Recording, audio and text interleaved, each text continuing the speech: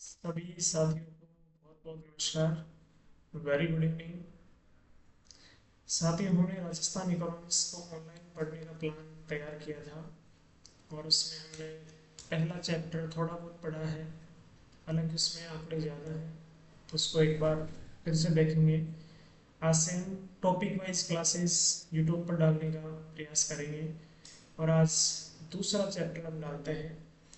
मैं कह सकता हूँ कि दूसरा चैप्टर के बारे में आपने अच्छे से पढ़ रखा है एज ए राजस्थान इकोनॉमिक्स में और राजस्थान ज्योग्राफी में। ये टॉपिक वास्तव में राजस्थान ज्योग्राफी का है, लेकिन कुछ नवीन जो आंकड़े हैं, डाटा है, उनको आज हम इसमें पढ़ेंगे। तो चलो साथियों, शुरुआत करते हैं दूसरा चैप्टर। और ये चैप्टर है, जैसे सभी को दिख रहा होगा, बुनियादी संरचना, बेसिक इंफ्रास्ट्रक्चर के मूलभूत सुविधाओं का उन्नयन। बेसिक इंफ्रास्ट्रक्चर जैसे ऐसी अवसंरचना जिसके अंतर्गत सड़कें आती हैं, रेलवेज है, परिवहन है, डाक है और ऊर्जा। मैं मानता हूँ ज़्यादातर क्वेश्चन तो किसमें से आएंगे, ऊर्जा सेक्टर से आएंगे कि ऊर्जा के स्रोत कौन कौन से हैं हमारे पास। उस इन सभी टॉपिक्स को हम राजस्थान ज्योग्राफी में जरूर पढ़ते हैं, लेकिन जो नवीनतम आंकड़े हैं, डाटा हैं, जो भी सरकार उपलब्ध करवाती है, उनको आज हम राजस्थान इकोनॉमिक्स के माध्यम से चैप्टर जो 2 है इसको फिनिश करेंगे। क्लास थोड़ी सी लंबी हो सकती है, लेकिन जो नोट्स का पीडीएफ है वो अपना टेलीग्राम चैनल है, मेरे नाम से ही है, अरफूल फागना STU, इस नाम से टेलीग्राम चैनल है। और यहाँ पर राजस्थान इकोनॉमिक्स ही नहीं, बहुत सारे नोट्स की पीडीएफ आपको मिल जाएगी। ठीक है साथियों, अब हम यहाँ से शुरू करते हैं। सबसे पहले एनर्जी के बारे में बात कर लेते हैं, और ये फैक्ट बहुत ही इम्पोर्टेंट है कि राजस्थान कुल अधिष्ठापित ऊर्जा, ये शब्द भी ध्यान रखना है साथियों, कुल उत्पादन नहीं पूछ रहा है, ये पूछ रहा है अधिष्ठापित, मतलब इंस्टॉल्ड, मतलब स्थापित कर दिया हमने, इतनी एनर्जी उत्पादन का सोर्स बना दिया, ना कि प्रोडक्शन हो रहा है। ठीक है, तो एग्जाम में कई बार पूछता है, हर साल ये आंकड़े बदलते रहते हैं। 26,325.19 मेगावाट, आपको सिर्फ इतना ध्यान रखना है, 26,325 मेगावाट। तो साथियों, मुझे उम्मीद है आप सभी के सामने नोट्स भी होंगे और रफ कॉपी भी होगी। तो आप सभी प्लीज़ इस आंकड़े को लिखें, एक बार बोलें सभी एक बार, 26,325 मेगावाट की एनर्जी, ऊर्जा क्षमता राजस्थान में अधिष्ठापित, इंस्टॉल्ड कर दी गई है दिसंबर 2024 तक। एक तो ये आंकड़ा याद रखना है, क्लियर है साथियों। उसके बाद में देखें तो ये थोड़ा सा वर्गीकरण है इसमें। इस वर्गीकरण को याद करने की आवश्यकता नहीं है कि राज्य सरकार का कितना है, केंद्र सरकार का कितना है और कुछ कंपनियों का कितना है। ठीक है, अभी तक मैंने एक ही डाटा को याद करने के लिए कहा है, वो है 26,325 मेगावाट। क्लियर है साथियों। अब थोड़ा सा इस लाइन को समझने का प्रयास करते हैं।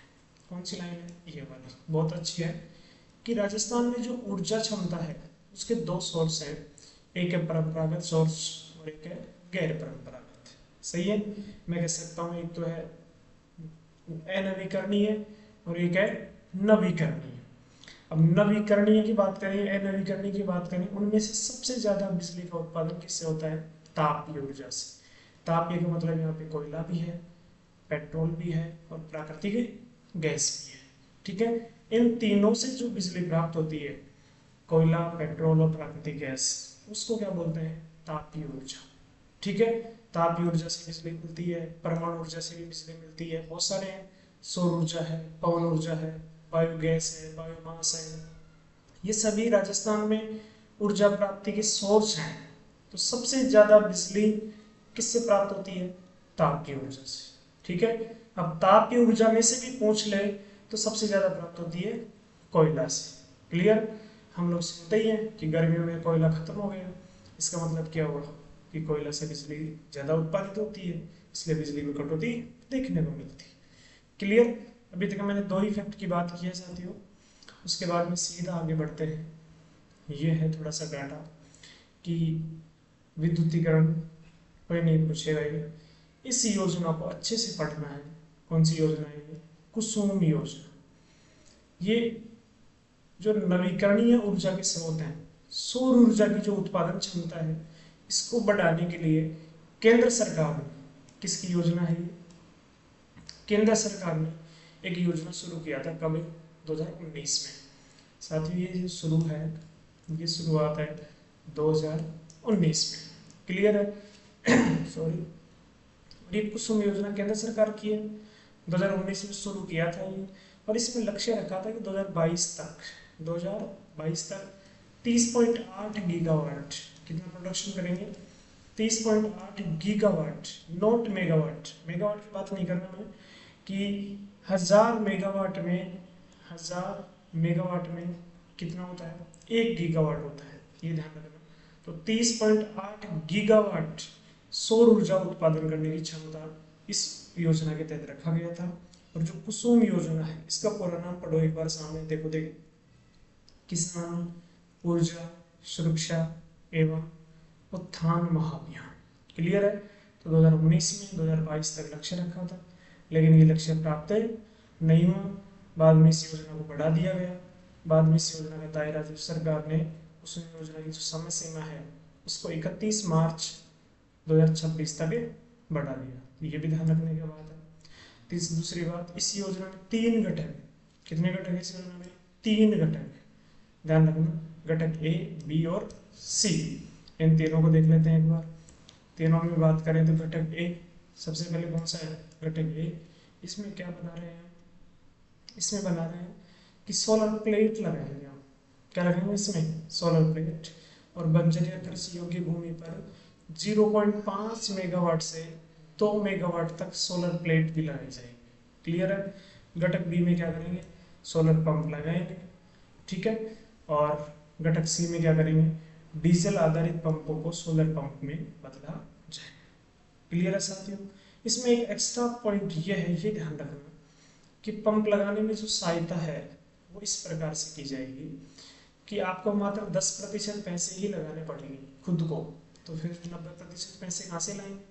फिर इसमें योजना में प्रावधान है कि 30% आपको केंद्र सरकार अनुदान देगी, 30% राज्य सरकार देगी। तो 30 और 30 कितना हो गया? 60। और 30% का आपको क्या मिल जाएगा? लोन मिल जाएगा।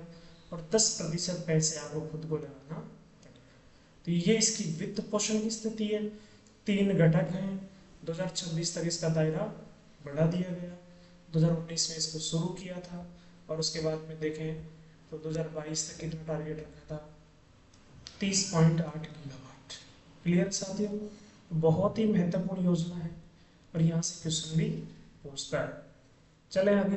उसके बाद में एक और वेरी इंपॉर्टेंट योजना, दूसरी कौन सी? दूसरी वेरी इंपॉर्टेंट योजना कौन सी है साथियों? यह है पीएम सूर्य घर मुफ्त बिजली योजना। जैसे नाम सुना होगा आपने कि घर के जो घरेलू कनेक्शन थे, बिल थे, वो भी 0 आने लग गए थे बीच में। सही है? कृषि बिल भी बहुत कम आना शुरू हो गए थे। उसके बाद में ये गहलोत सरकार ने शुरू किया था ये दोनों ही योजनाएं। और गहलोत सरकार बदलने के बाद में बीजेपी गवर्नमेंट आती है।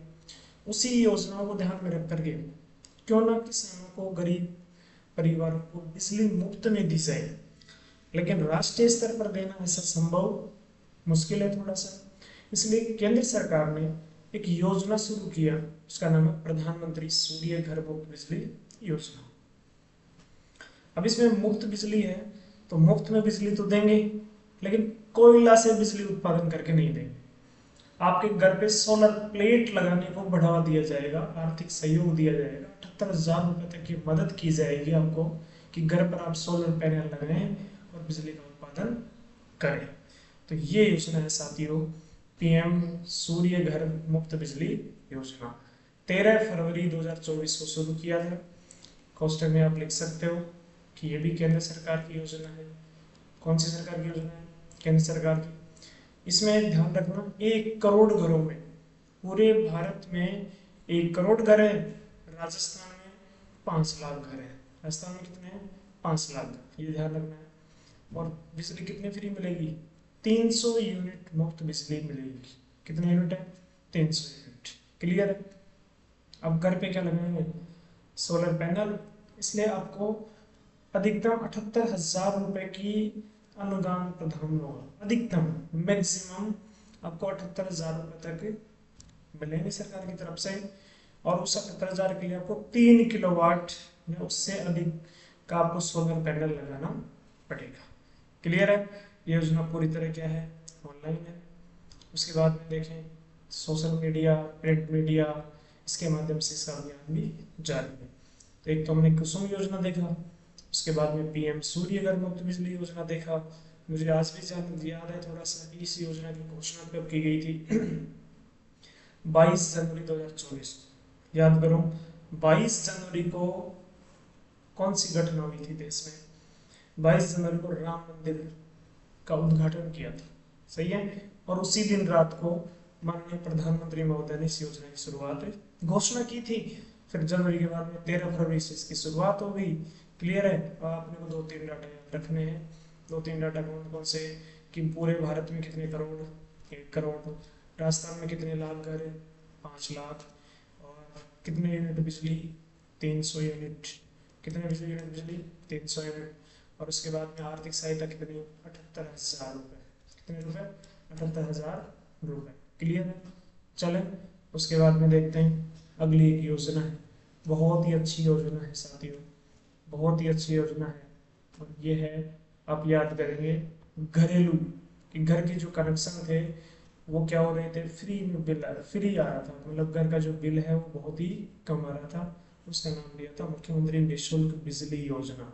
क्वेश्चन में क्या लिख दिया, घरेलू अनुदान। इसका मतलब घर का जो कनेक्शन है, घरेलू कनेक्शन है, उसमें आपको बिजली क्या मिलेगी, फ्री मिलेगी।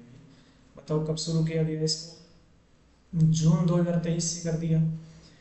इसमें ध्यान रखना, 1 महीने में 100 यूनिट तक की बिजली क्या मिलेगी आपको, फ्री मिलेगी। उसके बाद में 100 के बाद में अलग अलग प्रावधान है, आप इतना ही ध्यान रखना, इसमें 100 यूनिट है। प्रधानमंत्री सूर्य घर में कितना यूनिट है, 300 यूनिट, कितना यूनिट है, 300 यूनिट। क्लियर है? उसके बाद में एक आपने देखा होगा कि जो खेतों के बिल है, कृषि बिल है, वो भी काफी छूट के साथ में आ रहे थे, बहुत कम आ रहे थे। उसका नाम है मुख्यमंत्री निःशुल्क बिजली योजना कृषि अनुदान। मतलब जो कृषि बिल है, खेतों के जो कुएं हैं उनका जो कृषि कनेक्शन का बिल है, उसमें आपको छूटें मिल रही थी। ये भी कब शुरू किया, जून 2023 से। ऐसी ही योजना पहले चल रही थी, मुख्यमंत्री किसान मित्र ऊर्जा योजना, बाद में इसका नाम कर दिया ये वर्तमान वाला नाम। क्लियर है?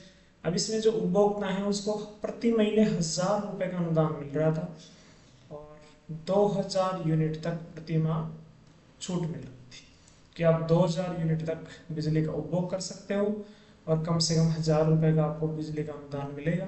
यदि 1,100 रुपए का बिल है, 1,100 रुपए का बिल है, तो 1,000 रुपए का आपको जमा नहीं करने पड़ेंगे, सरकार छूट करेगी, तो मात्र 100 रुपए खर्चे होंगे आपको। क्लियर है? तो ये ध्यान रखना। और अधिकतम कितने यूनिट तक बिजली का उपभोग कर सकते हो, 2,000 यूनिट तक। ठीक है साथियों, तो ये 2-3 योजनाएं मैंने करवाया, तो मुझे उम्मीद है एक बार रिवाइज कर लेते हैं। बताओ सबसे पहले सभी अपने रफ कॉपी में देखेंगे, सभी साथी रफ कॉपी में डाटा लिखेंगे। लिखो सभी कि राजस्थान में कुल अधिष्ठापित जो ऊर्जा क्षमता है वो कितनी है, 26,325। उसके बाद में चलो देखें सबसे ज़्यादा बिजली का उत्पादन किससे हो रहा है, तापीय ऊर्जा से। उसके बाद में आ जाओ, पहली योजना कौन सी पढ़ा हमने, कुसुम योजना। कौन सी पढ़ा, कुसुम योजना। क्लियर है? उसके बाद में दूसरी योजना कौन सी पढ़ा साथियों में, पीएम सूर्य घर मुफ्त बिजली योजना। उसके बाद में तीसरे नंबर पे क्या पढ़ा हमने, मुख्यमंत्री निःशुल्क बिजली योजना घरेलू। ठीक है? और उसके बाद में क्या पढ़ा, कृषि अनुदान नंबर 4। क्लियर है साथियों? उसके बाद में एक छोटा सा टॉपिक शुरू करते हैं, कौन सा, अक्षय ऊर्जा। क्या पढ़ेंगे साथियों, अक्षय ऊर्जा। बताओ अक्षय ऊर्जा किसे कहते हैं, संधि विच्छेद करते हैं। अक्षय जिसका कभी क्षय नहीं हो, रिन्यूएबल है, नवीकरणीय ऊर्जा है, दोबारा से इसको फ्रेश तरीके से तैयार किया जा सकता है। जैसे प्राकृतिक संसाधनों, सूर्य का ताप, वायु, ज्वार, भूतापीय गर्मी से उत्पन्न ऊर्जा को नवीकरणीय ऊर्जा कहते हैं, जैसे सौर ऊर्जा है, पवन ऊर्जा है, पनबिजली है, बायोमास है और जैव ईंधन है। क्लियर। और इसी को नवीकरणीय ऊर्जा को ही क्या बोलते हैं, अक्षय ऊर्जा। क्लियर है साथियों। अब इसमें सबसे पहले क्या पढ़ लेते हैं, सौर ऊर्जा। अब सौर ऊर्जा कितना उत्पादन होता है, सबसे ज़्यादा कहाँ होता है, सब चीज़ें बात करेंगे। तो राजस्थान में क्वेश्चन बना हुआ है ऑब्जेक्टिव तरीके से, ऑब्जेक्टिव क्वेश्चन बना हुआ है साथियों। उसमें पहला कथन ये था, दूसरा ये है, तीसरा ये था। आप बताना इसमें सभी सही है। क्वेश्चन ये था साथियों, पढ़ना ध्यान से कि राजस्थान में सौर ऊर्जा की अधिक संभावना के कारण कौन कौन से हैं। राजस्थान में, पूरे देश में राजस्थान का कौन सा नंबर है, देश में राजस्थान का पहला नंबर है सौर ऊर्जा उत्पादन, सौर ऊर्जा उत्पादन में, ठीक है, हाँ पहला नंबर है, वेरी गुड। और उसके बाद में देखें जिला, देखें तो जिलों में पहला नंबर किसका है, जोधपुर का है। कौन सा किसका है, जोधपुर का।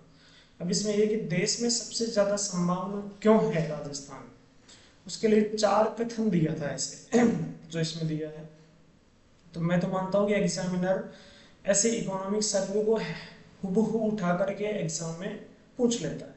तो पहला ऑप्शन यही था कि एक वर्ष में 325 दिन से अधिक सूर्य का ताप रहता है, तो ये कथन क्या है, सही है। और 6 से 7 किलोवाट घंटे प्रति वर्ग मीटर प्रतिदिन सूर्य का ताप भी मिलता है। औसत वर्षा भी क्या होती है, कम होती है। और उसमें चौथा ऑप्शन साथियों ये था कि मरुस्थल ज्यादा है, मरुस्थल का विस्तार ज्यादा है। तो मरुस्थल ज्यादा होने का कारण क्या रहेगा, क्या फायदा रहेगा, उसका फायदा ये है साथियों कि मरुस्थल है हमारे पास, खाली जगह बहुत सारी है, खाली जगह में हम सोलर प्लेट्स ज़्यादा लगा सकते हैं, और सोलर प्लेट, सोलर प्लांट ज़्यादा से ज़्यादा लगा सकते हैं, इसलिए सौर ऊर्जा का उत्पादन भी क्या होगा, सबसे ज़्यादा होगा। इस प्रकार से सभी कथन सही थे, तो इसको आपको अच्छे से याद करना है। क्लियर। उसके बाद में देख लेते हैं, और उसके बाद में देखें कि सौर ऊर्जा की कैपेसिटी कितनी है राजस्थान में। तो साथियों सौर ऊर्जा की कैपेसिटी की बात करें, संभावित क्षमता की बात करें, तो ये है 142 गीगावाट, याद ही रखना है 142 गीगावाट, जो देश में क्या है, प्रथम, देश में प्रथम है, फर्स्ट नंबर पे है। लेकिन ये तो है संभावित क्षमता, इतना उत्पादन हम कर सकते हैं, लेकिन वर्तमान में दिसंबर 24 तक कितना उत्पादन की क्षमता स्थापित कर दिया, तो याद करो 22,676 मेगावाट। कितना है, 22,676 मेगावाट। क्लियर।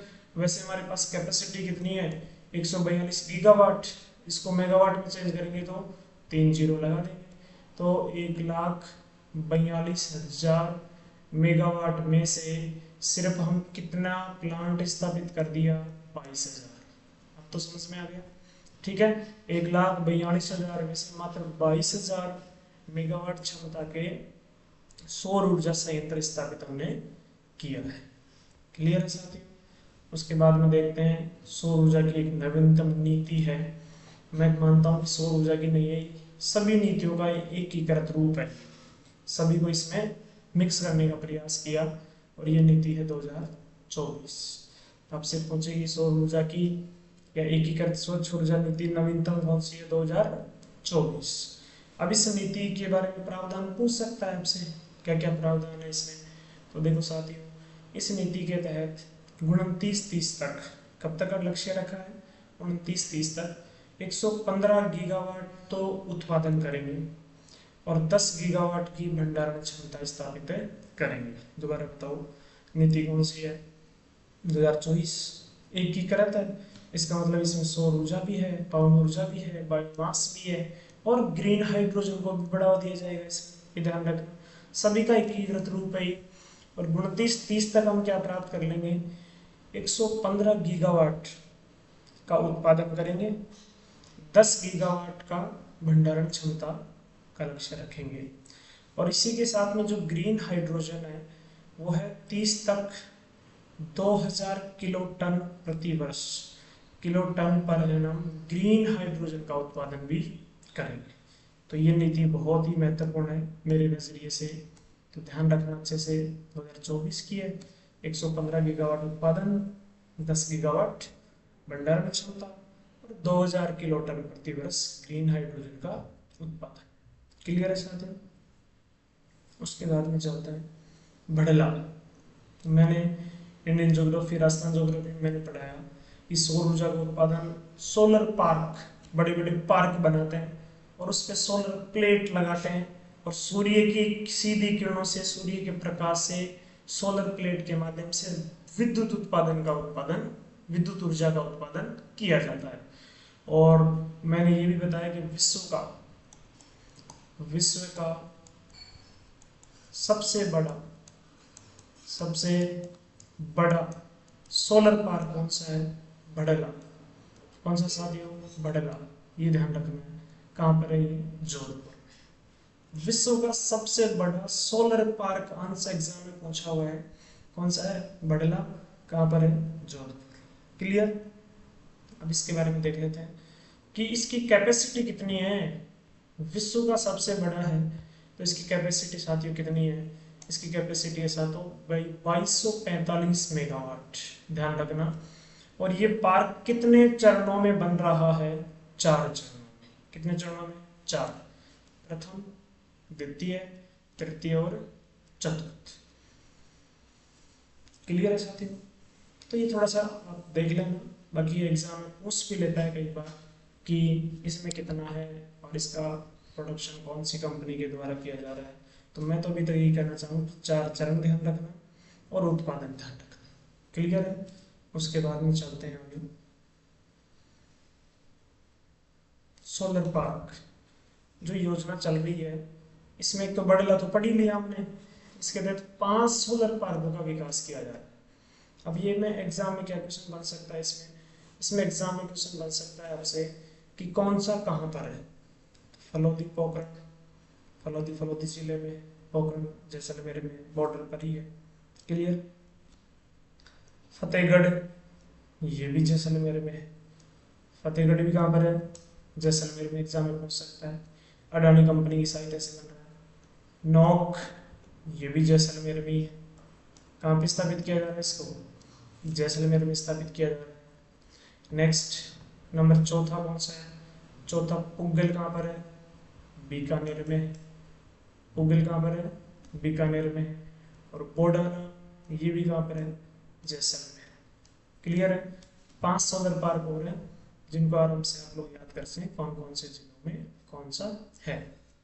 क्लियर है साथियों? उसके बाद में चलते हैं रिन्यूएबल एनर्जी सर्विस कंपनी। कोई काम की बात नहीं है। अभी तक हमने सौर ऊर्जा को पढ़ा है, अब क्या पढ़ेंगे? पवन ऊर्जा को पढ़ेंगे। पवन ऊर्जा की बात करें, बताओ पवन ऊर्जा कैसे बनेगी? पवन चक्की के माध्यम से कि 150 मीटर की ऊंचाई पर पवन ऊर्जा की जो क्षमता है हमारे पास वो है 284 गीगावाट। सौर ऊर्जा कितनी थी बताओ सभी? 142 गीगावाट। और पवन ऊर्जा इसका डबल करो, देखिए 142 का डबल करो 284। बहुत आराम से याद कर सकते हैं कि 142 का डबल करो, देखिए 284। तो पवन ऊर्जा की कैपेसिटी साथियों हमारे पास 284 गीगावाट। क्लियर है? लेकिन उत्पादन कम हो रहा है। उत्पादन क्षमता मात्र 5209 ही है। और वहां पे कितनी थी? 22,000। कितनी थी? 22,000 सौर ऊर्जा में। यहाँ पे कितनी है? 5209 में। क्लियर? यहाँ पे अलग से नीति और है, पवन ऊर्जा नीति। देखो प्रथम पवन ऊर्जा नीति जारी किया था कब? 2012 में। कब जारी किया? 2012 में। और 2019 में नीति जारी किया था। उसके बाद में एकीकृत नीति और आ गई। पहली पवन ऊर्जा नीति 2012 में है। यदि आप लिखना चाहो तो आप लिख सकते हो। प्रथम सौर ऊर्जा नीति 2011 में है। प्रथम सौर ऊर्जा नीति, प्रथम सौर ऊर्जा नीति 2011 में जारी किया था। क्लियर है? सौर ऊर्जा नीति प्रथम कब है? 2011 में। और पवन ऊर्जा नीति प्रथम कहाँ पर कब है? 2012 में। ये ध्यान रखना है। क्लियर है साथियों? उसके बाद में जैसे हमने सौर ऊर्जा की प्लांट देखा था कि बड़ला जोधपुर में है, विश्व का सबसे बड़ा प्लांट है। उसी प्रकार से देखें तो पवन ऊर्जा के भी कुछ प्लांट हैं। बताओ अमर सागर कहाँ पर है? जैसलमेर। कहाँ पर है? जैसलमेर। देवगढ़ कहाँ पर है? प्रतापगढ़ में। फलोदी कहाँ पर है? जोधपुर में नहीं है आजकल, ये कहाँ पर है? फलोदी में ही है। फलोदी जिला बन गया अलग से। सोडा बांधन कहाँ पर है? जैसलमेर में। आकल कहाँ पर है? जैसलमेर में। और बड़ा बाग कहाँ पर है? जैसलमेर। क्लियर। पहला पवन ऊर्जा संयंत्र 2000 में बना था जो अमर सागर है, दूसरा देवगढ़ है, और पहला निजी क्षेत्र का पूछे तो फिर बताना है बड़ा बाग। कौन सा बताना है? बड़ा बाग, मतलब प्राइवेट कंपनी की सहायता से, और ये क्या है? सरकारी। क्लियर। पवन ऊर्जा के बाद में एक और एनर्जी है जिससे बिजली प्राप्त की जाती है, वो है बायोमास। दूसरा क्या है? बायोमास। क्लियर है साथियों। अब इस बायोमास की देखें तो बायोमास को जैव द्रव्य ऊर्जा भी कहते हैं। इसके सोर्स हैं सरसों की तूड़ी और विलायती बबूल। इन दोनों से बायोमास ऊर्जा प्राप्त करते हैं। कितनी क्षमता हो गई? 128 मेगावाट। ध्यान रखना। बताओ सौर ऊर्जा कितनी है? 22,000। पवन ऊर्जा कितनी है? 5200 मेगावाट। और बायोमास कितना है? 128। क्लियर है। बायोमास ऊर्जा के टोटल संयंत्र है 14। कितने हैं साथियों? 14। तो ये नंबर भी एग्जाम में पूछा हुआ है, ध्यान रखना। और उसके बाद में देखें कि नवीनतम बायोमास एवं वेस्ट टू एनर्जी नीति कब जारी किया? 29 सितंबर 2023। तो ये डेट ही ध्यान रखना है, 29 सितंबर 2023। क्लियर है साथियों। तो यहाँ तक हमने ऊर्जा को पढ़ा, सौर ऊर्जा पढ़ा, पवन ऊर्जा पढ़ा और बायोमास पढ़ा। क्लियर। चलें, उसी के बाद में बुनियादी अवसंरचना में सड़कें भी आती हैं। तो सड़कों के बारे में बात करते हैं कई बार कि आज़ादी के समय हमारे पास सड़कें बहुत कम थी, और आजकल अधिकांश गांवों को सड़कों में जोड़ दिया गया, सड़कों के माध्यम से जोड़ दिया गया। तो ये थोड़ा सा ध्यान रखना। पहले 13,000 के आसपास सड़कें थी, और 31 मार्च 2024 तक 3,17,121 किलोमीटर की क्या हो गई? सड़कें। उसमें से 5 प्रकार की सड़कें होती हैं, हम जानते हैं। एक होता है नेशनल हाईवेज, एक होता है स्टेट हाईवेज, एक होता है डिस्ट्रिक्ट रोड, एक होता है अदर डिस्ट्रिक्ट रोड, और एक होता है रूरल रोड, ग्रामीण सड़क। सबसे ज़्यादा क्या है हमारे पास? ग्रामीण सड़क। सबसे नंबर 1 पे कौन सी है? ग्रामीण सड़कें। 2 नंबर पे अदर जिला सड़कें, और उसके बाद में कोई क्रम पूछेगा नहीं, बस ये ध्यान रखना। नेशनल हाईवेज कितना है? 10,790। क्लियर है। और सड़क घनत्व जरूर पूछता है एग्जाम में, कितना है ये? 92.66। राजस्थान का 92 है और भारत का 165 है। ये दोनों ही डाटा इंपॉर्टेंट। सड़क है घनत्व, एक टोटल सड़कें ध्यान रखना है 3,17,000। क्लियर है। फिर भी क्रम में पूछ लेगी, सबसे ज्यादा ग्रामीण सड़कें, फिर अन्य जिला सड़कें, फिर राज्य राजमार्ग, मुख्य जिला सड़कें और राष्ट्रीय राजमार्ग। ठीक है, इसका गो का शामिल। क्लियर है साथियों। उसके बाद में सड़कों से संबंधित एक योजना है, सड़कों से संबंधित एक योजना है, और ये है प्रधानमंत्री ग्राम सड़क योजना। 2000 में चलाई गई थी। इसमें यह था कि 500 से अधिक आबादी वाले गाँव को जोड़ेंगे, और पहाड़ी क्षेत्र में है तो 250 से अधिक आबादी वाले गाँव को सड़कों से जोड़ दिया जाएगा। इसका तीसरा चरण चल रहा है 2019-20 से 24-25 के लिए। क्लियर है साथियों। और एक योजना और चल रही है गाँव में, प्रधानमंत्री जनमन योजना। इसमें राजस्थान का एक ही जिला है, कौन सा है? 12। और 12 में किसको? शहरिया जनजाति को लाभ देने के लिए योजना शुरू की गई थी। ठीक है साथियों। इसके बाद में कुछ अगला टॉपिक हम बाद में पढ़ेंगे, यहाँ तक हमने पढ़ा। ठीक है साथियों। नेक्स्ट कल क्लास लेंगे, उसमें इस टॉपिक का एक बार रिवीजन करके इसको पूरा करवा दिया जाएगा। बहुत बहुत धन्यवाद। Thank you.